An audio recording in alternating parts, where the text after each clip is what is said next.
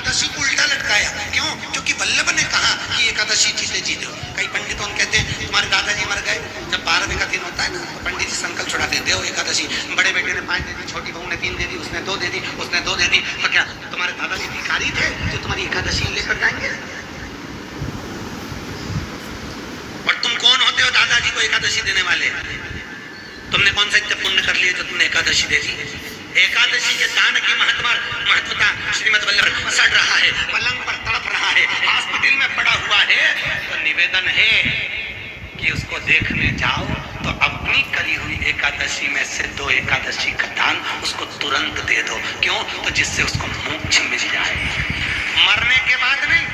क्योंकि मरने के बाद तो वो 10वें के दिन गरुड़ पुराण में लिखा 10 दिन तक जीवात्मा घर की अटारी पे रहती है। कितने दिन? 10 दिन। 10 दिन के बाद जीवात्मा चली जाती है। कहाँ जाती है? उसको जहाँ जाना है। 3 दिन में उसको भोग भोगना पड़ता है जीवात्मा को। 3 दिन नरक का भोग भोगती है, उसके बाद स्वर्ग का भोग भोगती है। 18 दिन में ये प्रोसेस पूरी हो जाती है। कितने दिन? 18 दिन। 18 दिन के बाद में उस जीवात्मा को धान के खेत में पटका जाता है। किसके खेत में? धान के, चावल के खेत में। इसलिए कहते हैं एकादशी के दिन चावल मत खाओ। कहते कि नहीं कहते?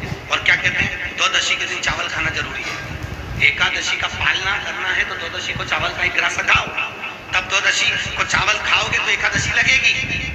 चावल नहीं खाओगे तो एकादशी नहीं लगेगी। द्वादशी को चावल खाना जरूरी है। क्यों कहते हैं? क्योंकि धान के खेत में जीव को छोड़ा जाता है, उस धान के खेत में, चावल के खेत में जीवात्मा रहती है। उसको चिड़िया खाती है तो चिड़िया के रूप में जन्म लेता है, मनुष्य खाता है तो मनुष्य के रूप में जन्म लेता है। इसलिए एकादशी के दिन चावल नहीं खाया जाता, क्योंकि एकादशी के दिन हम चावल खाएंगे तो जीव हत्या का दोष लग जाएगा। फिर कब खाना है? द्वादशी के दिन। द्वादशी के दिन क्यों खाया जाता है?